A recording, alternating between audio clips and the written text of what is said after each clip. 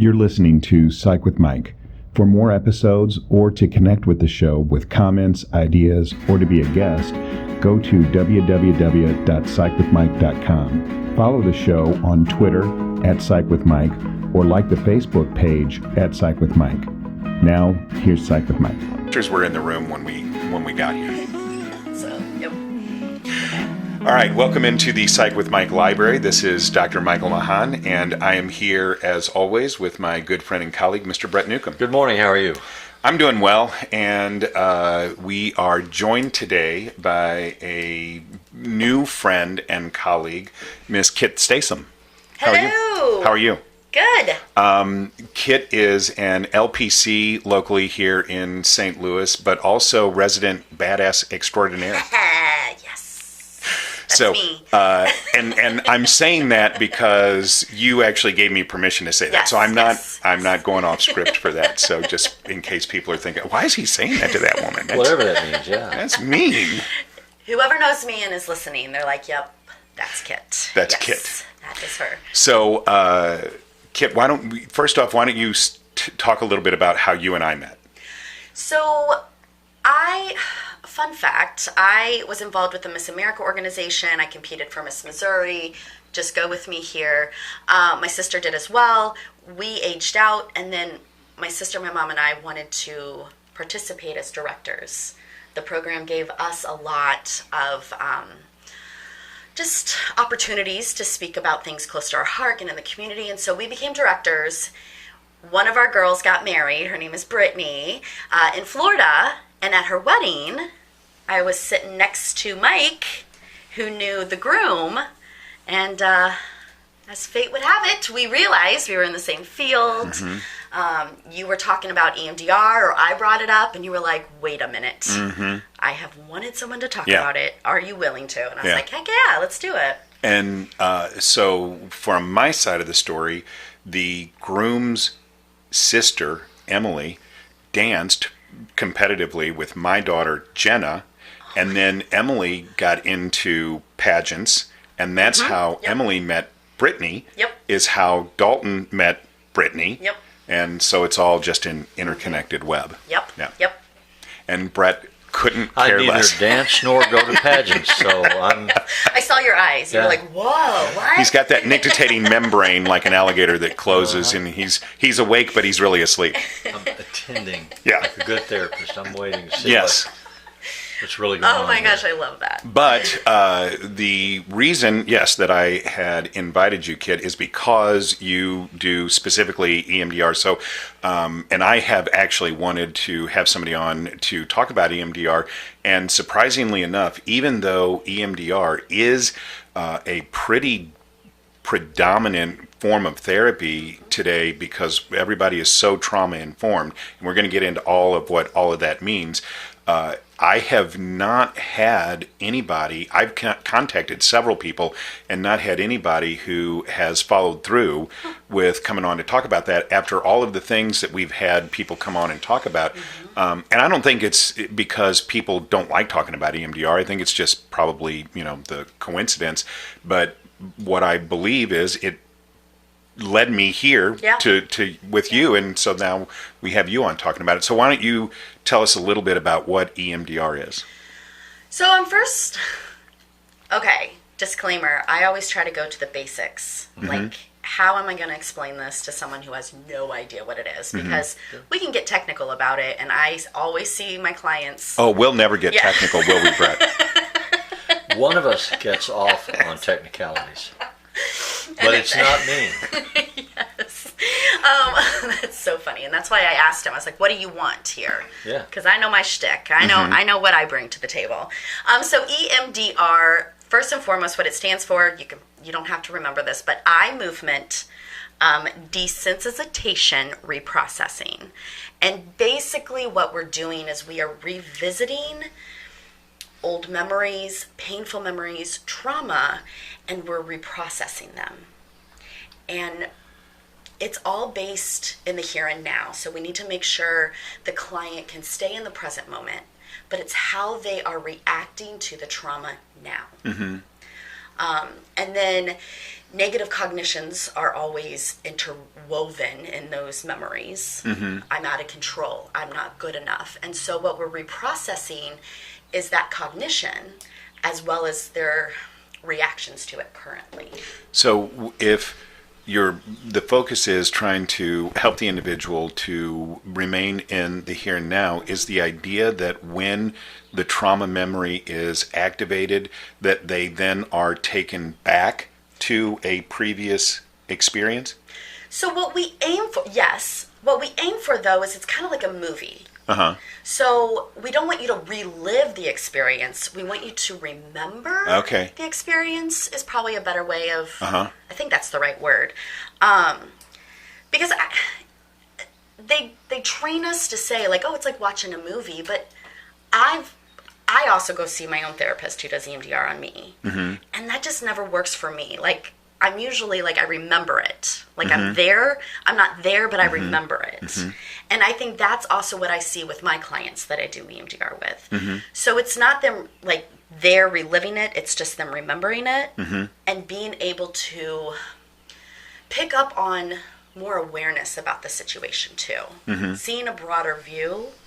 And again, exchanging the cognition that belongs to it. So instead of saying I was not good enough, I was weak, I'm out of control, it's I did the best I could.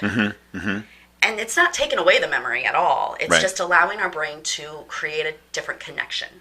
So go ahead. So two things are going on. One is the person is remembering, not necessarily re-experiencing, an emotionally traumatic reality. And through the revisitation of that, they may acquire more awareness, see the room more clearly, see the expressions more clearly, hear the messages more accurately. The second thing that's going on is reprocessing the cognitions so that if there are shame-based messages coming in that traumatic memory, you're an ugly child, you're a bad child, you destroyed our family with your behavior, they have a chance now in the present to re-evaluate that script and look at the players and look at what they know about the family and look at a 7-year-old child who broke a dish. And through that mutuality, they can grow in their strength and in their ability to stay present and not slip back into those memories and not put on the clothes of those old scripts. Am I understanding correctly? Yes. Thank you. Because, and you bring up a great point to piggyback on those old scripts, life validates those. And then our behaviors kind of like... Well, in some ways it does because we're taught to seek those people. We're taught to recognize those people, and we fill our lives with those people who know those scripts and play them. Yep, and so that awareness. Why am I always marrying a drunk? Well, you were raised in a household full of drunks. Yes. Yeah. And because, and until we are aware of those patterns and behaviors, we don't change them, or we get lucky. We don't know how to change them. Exactly. And that's what therapy allows us an opportunity to do. And so what Mike and I focus on in the show are the technicalities and the details, because education and facts matter. Yes. But also, what happens in therapy that promotes change? How do people have an experience that allows their reality to change in a therapeutic setting, in a healthy way, with some guidance in a safe holding environment? So I mean, that's my agenda. No, and I love that because I love talking about therapy, and I'm very open about myself going to therapy, and I disclose that to a lot of my clients. But just in my personal life, I'm always sharing like, I'm in my own therapy sessions. I'm doing work on myself, and it's the best self-care. But then turning it into EMDR, and this is why I love it so much, is my whole purpose for therapy is I want to create that safe environment. I want my clients to come in and feel not judged, not shamed, but let's work through this stuff. So what are the specifics of the eye movement process? What do you do? So, oh gosh, I know that there's a whole setup, and I even brought my books if you all want to see them, of, training and the techniques. Here's me right? thinking. Oh, that was confidential information that you just showed to the camera. No, it wasn't. No, it wasn't. No, it wasn't. No, it wasn't. No, it wasn't, Cameron. No, it wasn't. Or maybe it was. But like always, you do the history intake, and there's a way to set up the processing. But basically, we talk about a cognition that they want to focus on. And I have a list of the negatives and the positives, and I usually have them highlighted when we know we're going to start the EMDR process. And then I tap into all the senses. What image comes up? And it could be the first or the worst, usually is what we're going for. And sometimes it's just, what's the current example? What's going on now? And then that's going to be the image. What do you feel? Like, what are your emotions? Anger, shame, sadness. Where do you feel that in your body? And then we do a scale for how disturbing does that feel. On a So do you scale need of an educated 0 to client to do that? No. And by educated, what I mean is, do they need to know what those terms mean? Like, how do you feel? What do you feel? Where do you feel that in your body? I don't have a clue where I feel something in my body. Is it in my left shoulder? Is it in my right knee? So when you ask me that, where do you feel that in your body? I'm just going to look at you blankly and go, huh? Okay. So how do you deal with that reality, especially with men who are not sensitive to that? A couple things come to mind. So I guess I should have said first and foremost, you do have to have a very good therapeutic rapport to do EMDR. Okay. Because you have to trust that person and your clinician to take you there, to take you to these places, to take you to these connections. And So the guided imagery, a kind of hypnosis? they compare hypnosis to EMDR, but only in the sense of that guided imagery, because hypnosis it's like you're in a trance where you're more moldable, but EMDR actually takes you to the reprocessing of the brain. So explain the distinction. Oh, goodness. Of like hypnosis versus EMDR, or just EMDR? How does the EMDR take you somewhere that hypnosis doesn't? So EMDR, we're trying to connect. Hold on, I just had a brain fart. Ooh. We're trying to connect. Hold on. It's kind of like REM sleep. Ooh. So when we're sleeping, when we're in REM sleep, our eyes are going right to left. And so the whole EMDR process, we're doing bilateral stimulation. We're trying to connect that right to the left side, the right side of the brain to the left side of the brain, the creative, the emotions to the logic and the wording. And when we sleep, like, think about our dreams. Like, again, when we're in REM sleep, there are connections happening in the brain. They're just not controlled usually. So in a session with EMDR, we're trying to get into that. We're trying to get into that kind of like that REM sleep bilateral stimulation. And I can get into how we do that a little bit later. And for me, when I think about this, hypnosis makes accessible a lot of the iceberg of the unconscious that's below the surface. And I don't know that EMDR necessarily does that. So I'm not saying that there aren't times when that some of that unconscious material becomes manifest to the person, but that isn't necessarily the goal. Okay, so I'm not trying to be oppositional. Yeah. I'm truly trying to understand. Yeah. Because I don't know, and I'm asking. Oh, yes. How does this work? And I don't know a lot about hypnosis. So that's, I think, where I'm struggling to compare the two. I've had discussions about it with even my supervisor back in Chicago when I learned EMDR. But I don't know a whole lot about hypnosis. So that's why I'm kind of But I struggling really to explain like the difference. your connection to the eye movement to REM, and I think that is actually a very, very valid connection. If there is a mechanism of action, a biological mechanism of action for EMDR, that would probably be the avenue that most people would think that it operates on, is that there's something about that eye movement that is helping the synapses or the neurons in the brain operate at a certain frequency that allows it to be reprogrammed, that we don't naturally exist in. Are you processing? Yeah. Okay. Yeah. Did you not see my eyes going back? Yeah. No, I was thinking, under hypnosis, you would say to somebody, because you have to worry about false memory syndrome stuff with hypnosis, which I don't think you have to worry about with EMDR, as I understand it. But under hypnosis, you would say to somebody, I want you to go back to a place or a time or an experience that is important to you. And tell me where you are. Tell me what you need me to hear. So you're not guiding them to anything. Don't go back to when your grandfather felt you up. And so they go back. That's the idea. And they're present in that memory. In EMDR, as I understand it, that's not what you do. They already have a memory identified that they're going to remember to try to reprocess. And you've discussed that with them in advance. And then, what kind of memories do you have? What kind of experiences do you have? Well, I remember one time when my parents were fighting and my father hit my mother. Okay, can we go back to that? So you're not having them go into a trance and go back to it.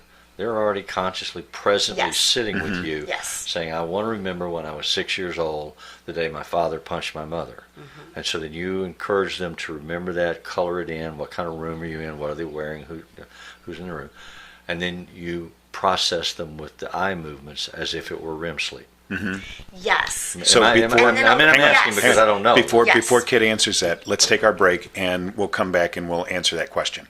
God, I hope so. Okay. Hey, Brett. Yes. What's your favorite thing about Psych with Mike? The opportunity to engage in mental gymnastics with you. Wow, that is really powerful. So, it's fun.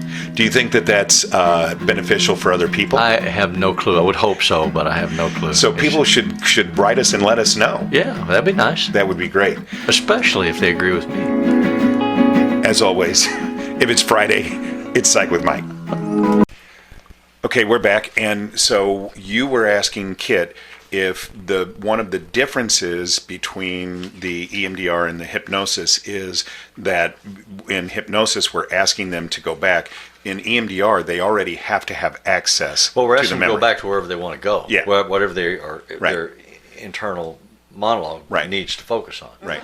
I think it's a similar process, but it's different as I understand it. Well, so for me, what the difference would be is that in hypnosis, you don't need to bring conscious awareness of the memory into the session. Right. With EMDR, you do. So you already have to have access to the information to walk into EMDR and be a part of the process. Now, that doesn't mean that there isn't more stuff that's going to come up during the duration of the therapy. But But you have to have memory of some kind. Yeah. Yes. But you have to at least have some access to the information before you come into the session. Yes. Because you have to have some awareness of, at least this is my cognition I'm going to focus on. This is my negative cognition. And because what's cool is when we set up EMDR and then the bilateral stimulation, I think a lot of us, it's like the eye movement. And as a clinician, you can use your hands to do this. You can like tap your shoulders or your legs. I have tappers that they hold. I know some clinicians too, they have like a light bar that you just follow the light. And especially now during like teletherapy, they can do it like on their screen. And so the client can do it virtually. I'm not comfortable doing that, but I know that other people have and have found success. But so then we do a set and it's about 20, 30 seconds. And during that, there are these connections in the brain that are occurring. It's my job to guide those connections, because sometimes the connection can go down a different path, and we don't want to focus on that now. We want to focus. We have a clear, like, okay, this was your cognition. This is what we kind of want to focus on.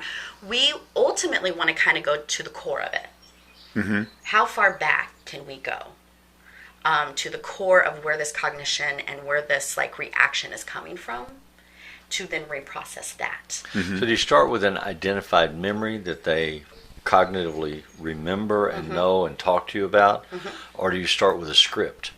You're bad, you're shameful, you're ugly, you're mean. It can be one or the other, honestly. In your experience, which is most common? Usually the cognition. Yeah. Okay. And so, yeah, I have this like handout of the positive beliefs and the negative beliefs, Sorry. and I will usually have them highlight it, and then we can Start with discuss that. it. Yeah. And before we even get into like reprocessing negative emotions, we set up EMDR with like positive resourcing. So because we can use this bilateral stimulation, we can use EMDR not just for trauma, but for positivity, for grounding too. And I don't know what that means. so we can have them hold the tappers, and then it actually helps calm down the nervous system. So sometimes when I have a client that's very, very, very upset, I'll just have them hold the tappers. And it just allows them to, because you're connecting the brain. So you're connecting that emotional side that is very overstimulated to kind of like that logic, and they can kind of like talk things out a little bit. And what I've seen is they get a little calmer, a little grounded, more grounded, but we're still, they just kind of feel in a better place. It's not magic. It's not like, oh, you see this 180 turn. No, I've seen the same thing with breathing. What I would Yes. so when you're in that hyper alert state, you've activated the sympathetic nervous system, the HPA axis, the hypothalamus pituitary adrenal axis, and what this does is activates the parasympathetic, and so it turns the sympathetic nervous system off. So I get hypnotized when he says all this stuff. I love it though, because So does he. yeah, I dig it. Keep talking, but yes, it's the same as breathing. It's just EMDR is just a tool. I get it. I'm just exact, trying to get you to explain to people what the process is as you understand it and you experience it. Yes. It has a lot of credibility. It Yes. has a lot of adherents and proponents. And I'm not at all pushing back against it. Oh no, I just I know want to that. understand it. Yes, and because I even tell my clients, it's a tool. We don't have to do it. Yeah. It helps us get there a little bit quicker. That's been that's how I word it. But It makes it cheaper. So, for you, right? Let's do it. one of the things, though, Keitt, that I want to ask before I lose this train of thought is, I hear you saying, and I've heard others talk about the bilateral stimulation. And so in your experience, are you saying that you use the bilateral stimulation more than the eye movement? Yes. And so the bilateral stimulation actually gets you to the same place.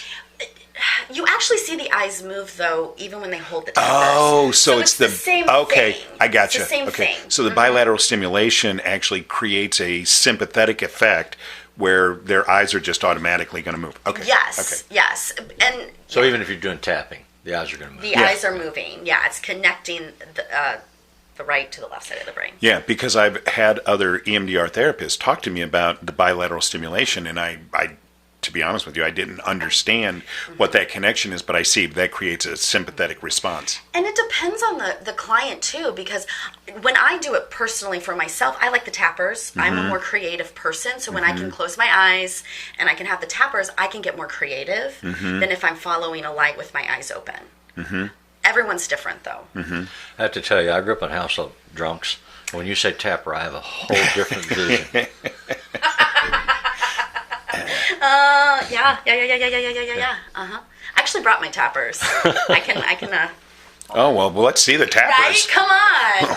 And these are like, man, when did I get trained? I think So this is horrible radio, but it's good for us. Right? So, yeah. But And that's all that matters. That's all that matters, Well, right? while you're getting that out, let me ask you something. So, Yeah. we're all aware that EMDR is used for trauma experiences. So when we're talking about something that is traumatic, like a sexual assault, or somebody who has seen somebody be violently Combat veterans. Yeah. Combat. Yeah, exactly. Yeah. So where there may not necessarily be a script from childhood that has been associated with that trauma. So what is there a different application of the EMDR in that situation, or is it essentially the same? It's the same. We can start from anywhere. It doesn't have to be childhood. We can start, so like a combat veteran, we can start with, because I would imagine the worst would be combat. So we can start there.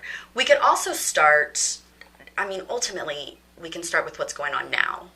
And really, the brain is going to do what the brain needs to do. And it'll make the connections, and most usually, it'll always go to that core memory that they need to reprocess. And so, does that answer your question? Was that what you were asking? Yeah. Okay. And so, is the idea that when the reprocessing is done, then the hypervigilance and the anxiety that the individual is suffering from today, that'll be mitigated. That will be lessened. Yes. Or the script, like the survivor guilt, can be changed. Oh, so there is a script even in a situation like, okay. Of course there is. Okay, Yes. don't be mad at me. No, I'm Duh. sorry. Yeah. No. Yes, because, and again, I throw this out there. I work with a lot of adolescents. Nothing is magic. It's still taking work. But what EMDR is to me is kind of like that client-centered Right. CBT and that narrative therapy kind of all intertwined. Right. Because yes, it is. It's instead of thinking you're a piece of crap, Right. it's I did the best I could. Right, and I hadn't been thinking about the script in those things, but clearly there is a script. So if a person is raped, then their script is, I was unable to save myself, or maybe I deserved it. Yep. And Especially so when the judge says you shouldn't wear short skirts. Right. Yep. Right. Yep. And If you live in Mississippi. jeez, yeah. And it is, and it still takes work, but EMDR allows us to have that awareness too, because everything connects. And then we have the subconscious part of our brain, the same part of the brain where that controls our breathing. We don't have to think about breathing, but we could. That's very similar, and that's how I explain sometimes how EMDR works. We're kind of tapping into that part of the brain where it's there. These cognitions are there, and we can get triggered subconsciously. And so EMDR allows us to then be more aware of, like, wait a minute, I'm acting out, that's why. And then allows us to kind of tap into our grounding or coping skills, or just kind of helping ourselves, or even just validating ourselves, that radical acceptance of, like, I will be okay. So the idea of grounding in EMDR is to reduce the anxiety response that the person is experiencing. Yes. Yeah. Yes. So when you're doing EMDR, is there a set process? Do you have a set number of sessions, and each session has a focus, or is it more free form where the person just comes in and we do what we have to do for as long as we have to do it? Freeform. Okay. Definitely. So because I worked in IOP, which is an intensive outpatient program, group therapy with adolescents, and my private practice was just part-time, it kind of like my adolescents I saw wanted to see me. We had the rapport. And so I work with a lot of adolescents. And a lot of my clients, I tried EMDR with them. We would do like a positive, like meditation. We would do like a container exercise, just kind of allowing them to get used to the tappers and EMDR, but have these like these positive resources and these positive experiences with EMDR. We would try to do the processing, and they didn't like it. They were like, I don't want to do that. It's like, okay, that's fine. What I'm seeing now, though, now that I have seen these kiddos for a couple years, they're in a different place.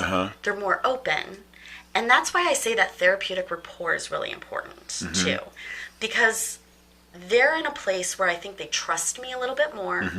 I know them a little bit more too, and I can also, and what I love about EMDR is the brain's going to do what the brain needs to do. I'm there to guide it. Yeah. I'm there to set it up. Well, and developmentally, they're changing. That's Yes, what I was going exactly. to ask. Yes. Yes, yeah. Changes. Yeah. Yes. And that whole But- trust-mistrust thing changes. But there's benefit from the grounding. There's benefit from learning how to be able to control that Yes. anxiety response. But then there's also benefit going deeper and doing the reprocessing of the Yes. memory. Yeah. You know, because therapy it's science, because we have these techniques and we have these tools at our disposal, but then it's art, and it's that just kind of being in the moment and knowing when you can dig deeper and when you So I live in Webster Groves. My wife and I will walk all the time all over Yeah. Webster Groves.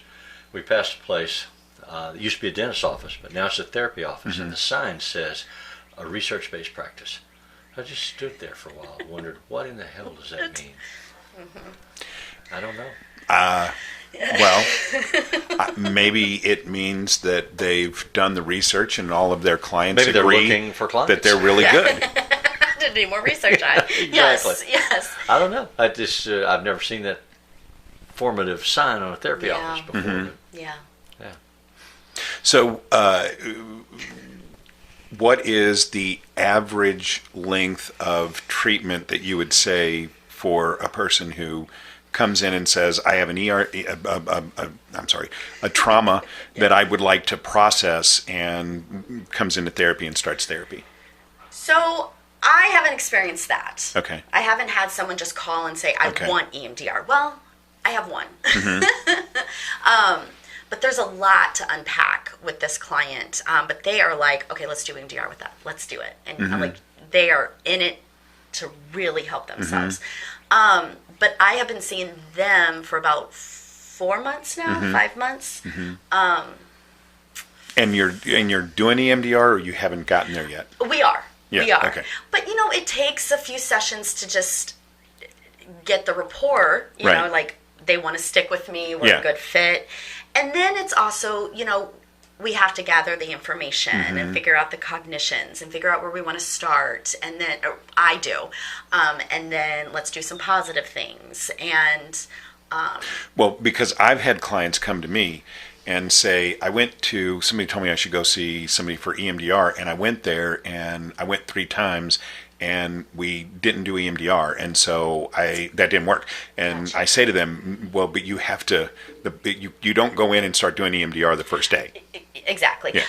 So when I first started seeing my therapist, and granted I'm a therapist going to see a therapist, but she was, and I picked her because she did EMDR. She asked me, do you just want to do EMDR? You know what you're doing? Do you just need to do that? Or do you But you already have the background. But you already have the Exactly. background. I have the Yeah, yeah, background. Most people don't. Right. Right. Exactly. I mean, honestly, it depends, because even when we start the reprocessing, we do more of the low-hanging fruit. You know, we do the more like, let's do more of like a surface level issue, or on a scale of 1 to 10, 10 being the most disturbing, let's do like a 3 or a 4. Well, we always used to say you start with a presenting problem, but the presenting problem is never the issue. Right. Yep. So So true. So obviously we could do this for There is so much. Hours There's and hours. so much cool things that we could talk about. and with I knew EMDR. that we were just going to barely scratch the surface, so this will obviously be something that we'll want to revisit. But what I wanted to say to everybody is, if people are local and they want to get a hold of you, your information will be in the show notes. Okay. So if anybody wants your phone number or your website, whatever it is that Yeah. you're willing to share, that information will be in the show notes. So if anybody thinks that they have a trauma that they would like to investigate Yeah. EMDR for, they can get a hold of you. And we will obviously have to have you back and go more into this, because Definitely. as soon Let's as do we it, get yeah. off of the mic here, I'm going to hook myself up to these tappers and see what that feels like. Can I throw out one resource Sure. for our listeners? So Absolutely, please. On Apple Music, and I'm sure you can get it Spotify or wherever, you can actually look up like EMDR music. Mm-hmm. And then you can put your earbuds in, and then it'll go from like the right to the left. And again, use this when you're super stressed out. You just kind of need to chillax a little. Mm-hmm. I would do it when I worked at the hospital. When I just had a stressful day, I was on overload. I wanted to yell at all my not my clients, but my coworkers. I would put them in and do my work, but it just kind of helped. I've wow. had days where I wanted to yell at my clients. Right? Well, yes. That you wanted that to, is or true. that you did? That I wanted to. Yeah, okay. I worked with a therapist who used to yell at their clients all the time. So hopefully that was informational for people. And Yeah. again, if they want to access the EMDR music, they can find that. I'm sure you can just Google yes. that. Or if you really need more information, Keitt's information will be on the show notes. The music that appears in Psych with Mike is written and performed by Mr. Benjamin Declue. And as always, if it's Friday, it's Psych with Mike.